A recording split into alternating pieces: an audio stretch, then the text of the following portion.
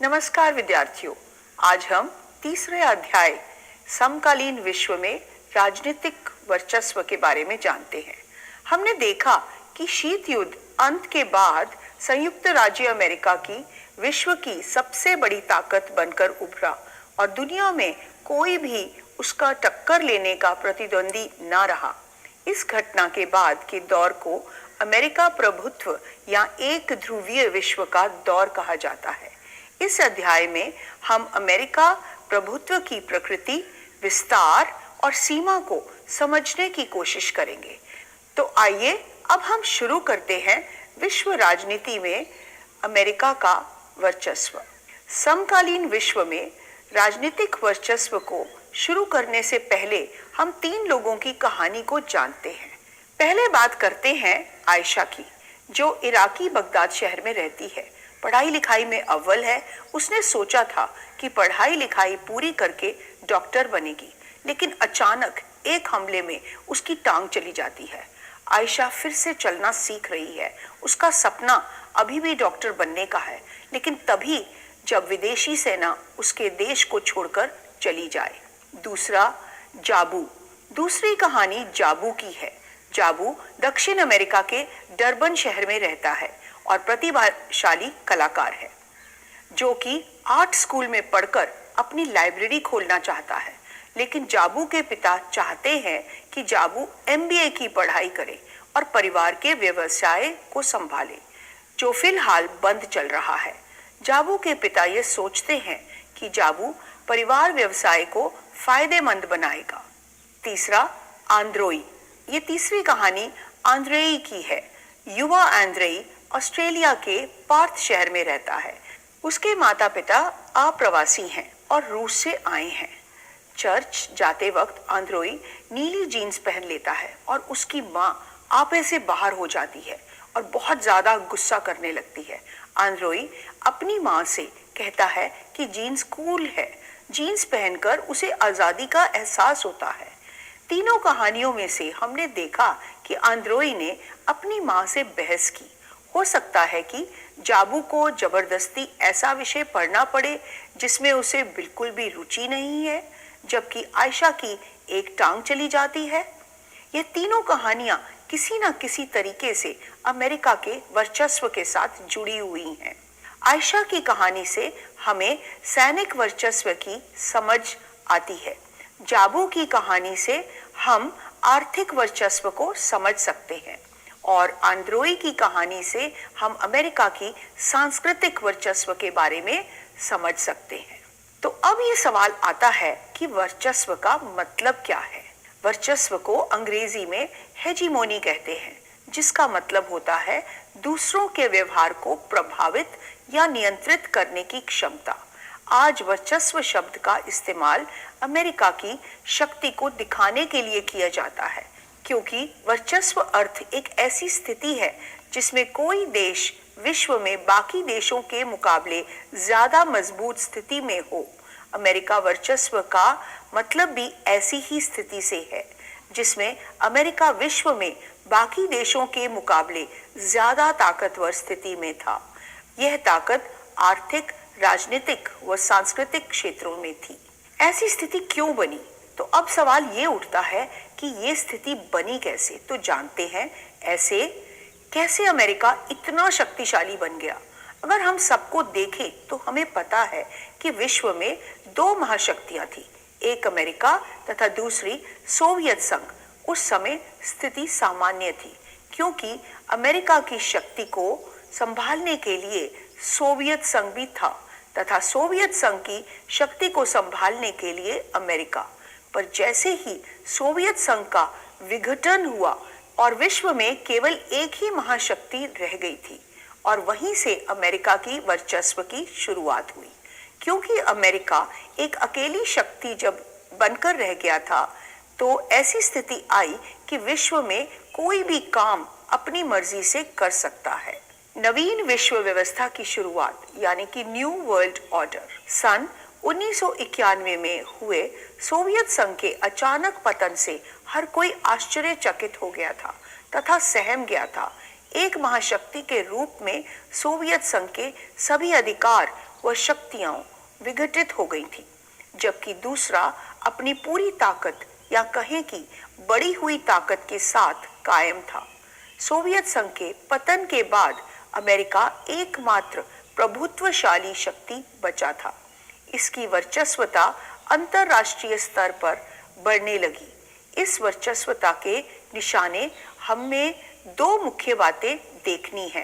पहली बात यह है कि द्वितीय विश्व युद्ध के 1945 समाप्ति के पश्चात अमेरिका विश्व एक प्रमुख शक्ति के रूप में उभरा। दूसरी बात, अमेरिका ने 1991 से वर्चस्वशील शक्ति के रूप में व्यवहार करना शुरू किया। यह धीरे धीरे स्पष्ट होता गया कि विश्व वर्चस्वता के दौर से गुजर रहा है। अगस्त 1990 में इराक ने कुवैत पर आक्रमण कर उस पर कब्जा करके खाड़ी क्षेत्र की शांति भंग की थी।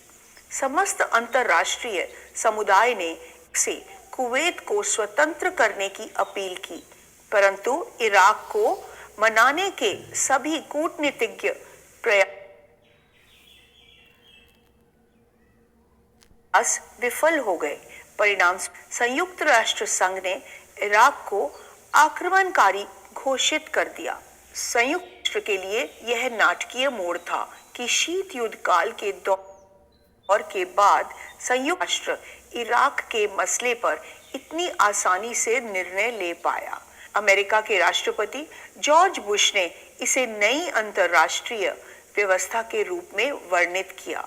ऑपरेशन डेजर्ट स्टॉर्म 34 देशों की लगभग 6,60,000 सैनिक की एक विशाल सेना ने इराक के विरोध में आक्रमण किया। इससे प्रथम खाड़ी युद्ध कहा गया, जिस इराक की पराजय हुई। संयुक्त राष्ट्र के इस ऑपरेशन को ऑपरेशन डेजर्ट स्टॉर्म के रूप में माना जाता है। यह अमेरिका नेतृत्व में हुआ आक्रमण था। संयुक्त राष्ट्र संघ की यह गठबंधन सेना अमेरिका के नेतृत्व में थी, जिसके 75% सैनिक अमेरिकी थे। ईरानी राष्ट्रपति सद्दाम हुसैन इसे 100 जंगों की एक जंग कहते थे, परंतु अमेरिका द्वारा निर्देशित संयुक्त राष्ट्र संघ की सेनाओं ने इराक को बलपूर्वक कुवैत से बाहर निकाल दिया। प्रथम खाड़ी युद्ध में विश्व मामलों में अमेरिकी वर्चस्वता को सिद्ध कर दिया। अमेरिका ने स्मार्ट बॉम्ब का उपयोग किया। इस कारण प्रमुख विशेषज्ञों ने इसे कंप्यूटर युद्ध कहा। इस युद्ध को टेलीविजन पर व्यापक रूप से दिखाया गया। दर्शकों ने समस्त विश्व में अमेरिका मिसाइल तथा हथियारों को इराक में सेना को बर्बाद करते वीडियो गेम बार बार देखा गया तथा इस युद्ध को वी गेम युद्ध भी कहा जाता है। इससे दुनिया के सामने अमेरिका प्रौद्योगिकी तथा सैनिक क्षमता विश्व के अन्य देशों की तुलना में प्रकट हो गई। प्रथम खाड़ी युद्ध अमेरिका नेतृत्व व प्रभुत्व संयुक्त राष्ट्र की सेना का प्रदर्शन था। अमेरिका ने इस युद्ध से बहुत फायदा उठाया। इस युद्ध में इससे सऊदी अरब, जापान आदि से खर्च से अधिक पैसा मिला, जो इससे बचा लिया गया। क्लिंटन के दौर में अमेरिका वर्चस्वता प्रथम खंडी युद्ध जीतने के बावजूद जॉर्ज बुश सन 1992 में हुए राष्ट्रपति चुनाव में डेमोक्रेटिक पार्टी के विलियम जेफरसन क्लिंटन से चुनाव हार गए। क्लिंटन 1966 में भी जीते तथा 8 वर्षों तक सत्ता में रहे। क्लिंटन का वस्तुतः विदेशी मामलों की बजाय घरेलू मुद्दों पर झुकाव अधिक था। क्लिंटन के काल में अमेरिका ने सुरक्षा तथा सैनिक शक्ति की राजनीति की बजाय कुछ सामान्य मुद्दों जैसे पर्यावरण परिवर्तन, लोकतंत्र व विश्व व्यापार में वृद्धि आदि पर अधिक ध्यान दिया। इसका अर्थ यह नहीं है कि अमेरिका ने कमजोरी अथवा उदारता दिखाई। क्लिंटन के काल में अमेरिका के द्वारा की गई 2 प्रमुख कार्य प्रणालियां भी थी। तो चलिए हम इन कार्य प्रणालियों के बारे में जानते हैं। युगोस्लाविया के विरुद्ध कार्यवाही। क्लिंटन के काल में सन 1999 में अमेरिका ने युगोस्लाविया के विरुद्ध सैनिक कार्यवाही की थी। युगोस्लाविया के कोसोवो प्रांत में रहने वाले अल्बानिया लोग युगोस्लाविया की सेना के कारण संकट में पड़ गए थे। अमेरिका के नेतृत्व में नाटो की सेना ने लगभग 2 महीने तक युगोस्लाविया पर बमबारी की। इसके कारण 2 प्रमुख परिवर्तन हुए: स्लोबोदान मिलोसेविक की सरकार का पतन तथा कोसोवो में नाटो सेनाओं का ठहराव। ऑपरेशन इन्फिनाइट रीच क्लिंटन काल का दूसरा सैनिक अभियान ऑपरेशन इन्फिनाइट रीच था। सन 1998 में आतंकवादी संगठन अल कायदा ने नैरोबी, कीनिया तथा दार एस सलाम, तंजानिया स्थित अमेरिकी दूतावासों में बम धमाके किए। यह बम धमाके कट्टरवादी मुस्लिम विचारों पर आधारित थे। इसकी परिणति ऑपरेशन इन्फिनाइट रीच था। अल कायदा के ठिकानों को निशाना बनाकर अफगानिस्तान तथा सूडान के क्रूज मिसाइलों से हमले किए गए। इसने कुछ शहरों या नागरिक क्षेत्रों को भी निशाना बनाया। इस संबंध में अमेरिका ने अंतर्राष्ट्रीय कानूनों तथा संयुक्त राष्ट्र संघ की अनुमति की परवाह नहीं की। विश्व व्यापार केंद्र पर हमला। तो आइए अब हम जानते हैं 11 सितंबर 2001 को अलग अलग अपहरणकर्ताओं ने अमेरिका के 4 विमानों पर कब्जा कर लिया। वह इन विमानों को अमेरिका की मुख्य इमारतों की तरफ सीधा उड़ाकर ले गए। इनमें से 2 विमान न्यूयॉर्क स्थित विश्व व्यापार केंद्र वर्ल्ड ट्रेड सेंटर के उत्तरी और दक्षिणी टावर से टकराए। तीसरे विमान अर्लिंगटन में स्थित पेंटागन में टकराए, जो अमेरिका रक्षा विभाग का मुख्यालय है। चौथे विमान, जो अमेरिका कांग्रेस की इमारत पर टकराने के लिए था, पेंसिल्वेनिया में गिरा। अमेरिकी परंपराओं के अनुसार महीने की तारीख से पहले लिखा जाता है, अतः इसे 9/11 का हमला कहा गया। इस हमले में लगभग 3000 लोग मारे गए। यह हमला अचानक किए गए हमले के समान था। 9/11 की घटना का परिणाम। इस घटना से पूरा विश्व हिल सा गया। अमेरिकियों के लिए यह दिल दहला देने वाली घटना थी। इस हमले से लगभग 3000 व्यक्ति मारे गए। 9/11 के जवाब में अमेरिका ने फौरन कदम उठाए और भयंकर कार्रवाई शुरू कर दी। आतंकवाद के विरुद्ध विश्वव्यापी युद्ध के अंग के रूप में अमेरिका ने ऑपरेशन एंड्योरिंग फ्रीडम चलाया। यह अभियान उन सभी के खिलाफ चला जिन पर 9/11 का अमेरिका को शक था। इस अभियान का मुख्य निशाना अल कायदा और अफगानिस्तान के तालिबान शासन को बनाया गया। Operation enduring freedom. 9/11 के हमले के पीछे अल कायदा अफगानिस्तान में तालिबानी शासन का हाथ माना गया। इसीलिए अमेरिका ने इनके विरोध ऑपरेशन एंड्योरिंग फ्रीडम चलाया।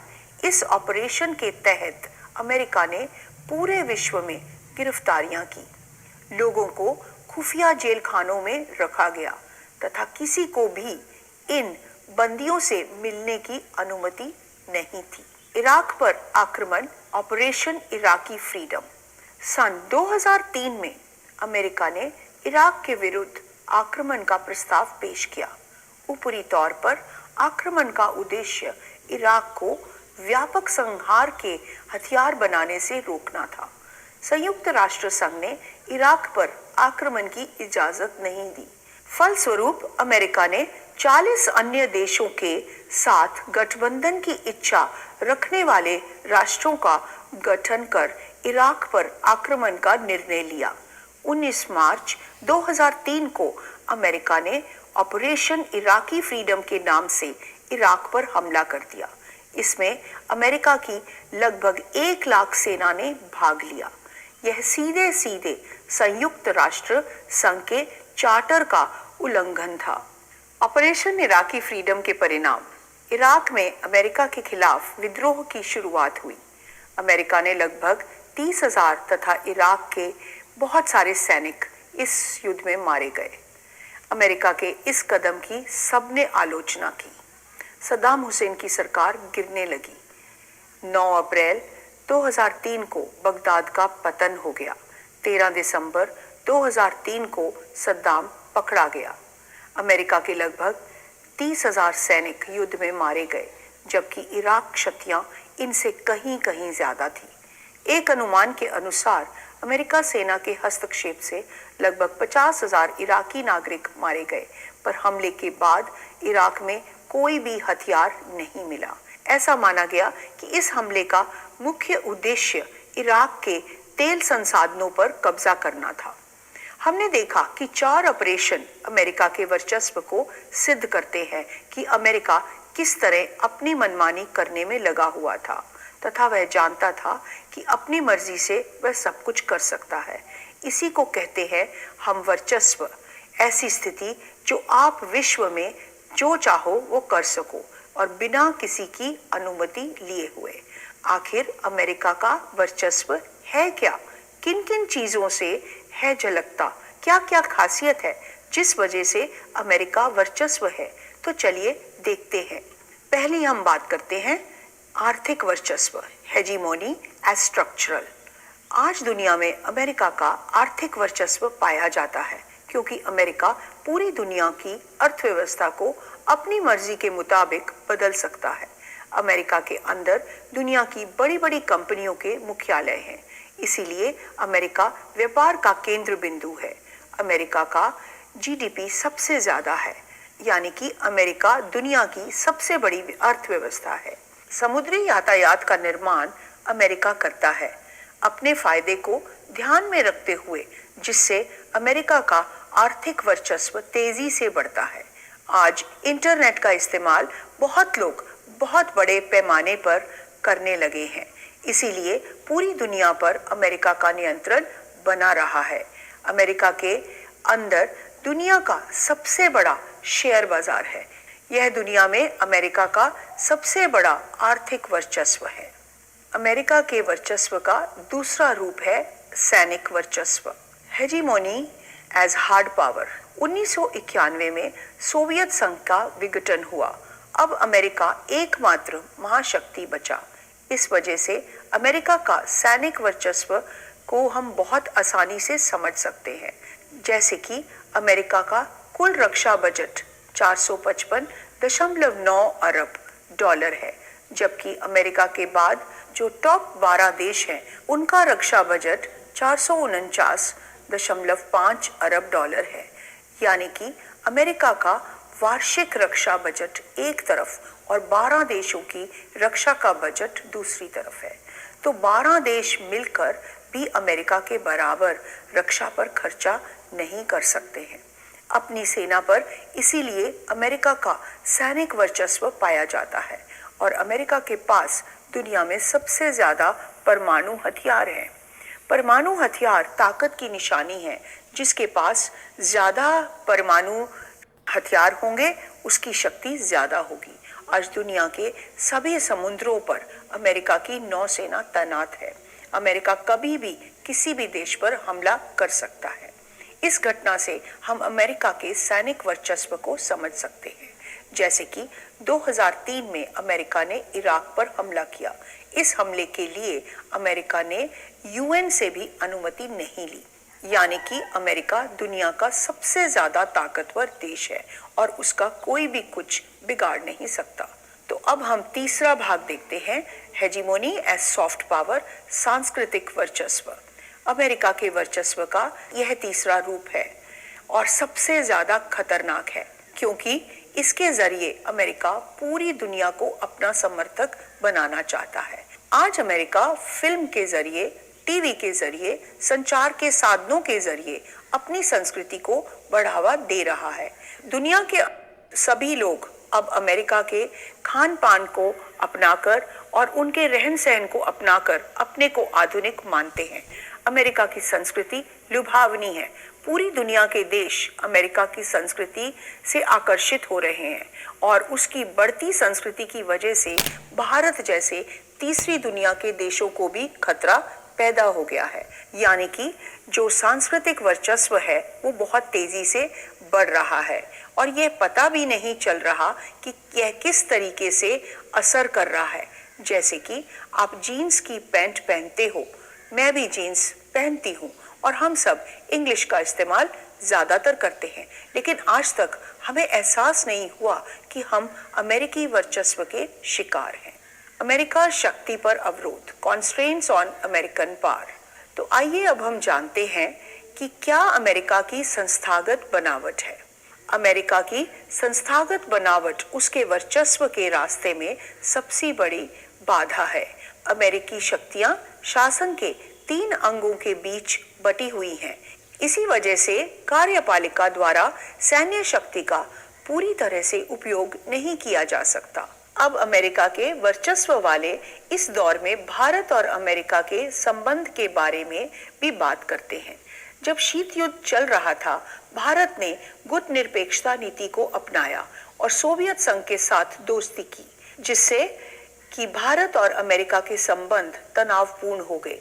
लेकिन 1991 में सोवियत संघ के विघटन के बाद और वैश्वीकरण, ग्लोबलाइजेशन अपनाने की वजह से भारत और अमेरिका के संबंधों में सुधार हुआ। जैसे कि अमेरिका की सिलिकॉन वैली में 3 लाख भारतीय काम करते हैं। इसी तरीके से अमेरिका की कंपनी, वायुयान बनाने वाली कंपनी बोइंग में 35% कर्मचारी भारतीय हैं। भारत से निर्यात होने वाले सॉफ्टवेयर का 65% अमेरिका को जाता है और अमेरिका के अंदर उच्च तकनीक वाली बड़ी बड़ी कंपनियां, 15% कंपनियों की शुरुआत भारत से हुई। इस तरह भारत और अमेरिका के संबंध लगातार सुधर रहे हैं। अमेरिकी समाज, open nature of American society. अमेरिकी समाज यानी कि अमेरिका के लोग शिक्षित व जागरूक हैं। इसी वजह से अमेरिका द्वारा सैन्य शक्ति का गलत प्रयोग का विरोध कर अमेरिका की मनमानी को रोक सकते हैं। नाटो, अमेरिका की राह में तीसरा सबसे महत्वपूर्ण अवरोध नाटो है, जो वैश्विक राजनीति में अमेरिका ताकत पर रोक लगाता है। अमेरिका एक बहुत बड़ा लोकतांत्रिक देश के संगठन को बनाए रखने में जुड़ा हुआ है, क्योंकि इन देशों में बाजार, मुल्क, अर्थव्यवस्था गतिमान है। इसीलिए इस बात की संभावना है कि नाटो में शामिल देश अमेरिका की शक्ति के प्रयोग पर अंकुश लगा सकते हैं। अमेरिका तथा भारत से इसके संबंध। अच्छे संबंध बनाने के लिए 3 संभावित रणनीतियां बताई जाती हैं। पहली नीति में कहा जाता है कि भारत को अमेरिका के साथ दोस्ती करनी चाहिए और ज्यादा से ज्यादा फायदा उठाना चाहिए। दूसरी नीति के अंदर यह कहा जाता है कि भारत को अमेरिका से दूर रहना चाहिए और विकासशील देशों के साथ मिलकर गठबंधन तैयार करना चाहिए। तीसरी नीति के अंदर यह बताया गया कि भारत को अमेरिका से दूर रहना चाहिए और खुद अपना विकास करना चाहिए। लेकिन भारत और अमेरिका के संबंध इतने जटिल नहीं हैं, इसीलिए भारत को 3 और रणनीतियों को ध्यान में रखते हुए संबंध बनाने चाहिए। अब हम ये जानेंगे कि किस तरीके से हम अमेरिका के वर्चस्व से बचें। पहला, बैंडवैगन। बैंडवैगन नीति का मतलब होता है जिधर की तरफ हवा उधर की ही तरफ चल पड़ो, यानी कि अमेरिका का वर्चस्व है उसके साथ रहो, उसकी नीति का समर्थन करो। इस नीति में कहा जाता है कि अमेरिका के खिलाफ जाने की जगह उसके साथ दोस्ती करके फायदा उठाओ।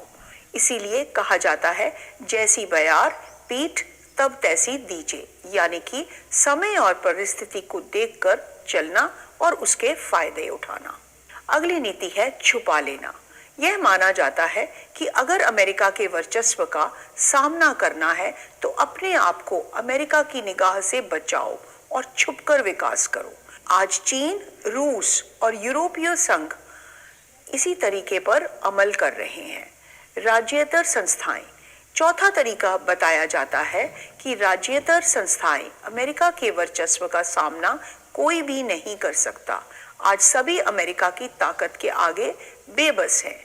भारत और संयुक्त राज्य अमेरिका के बीच परमाणु समझौता, इंडिया अमेरिकाज न्यूक्लियर एग्रीमेंट। स्वतंत्रता प्राप्ति के बाद भारत ने विविध क्षेत्रों में विकास किया। औद्योगिक विकास, तकनीकी दक्षता तथा परमाणु क्षमता की, जिसने भारत को एशिया महाद्वीप में शक्तिशाली बनाया।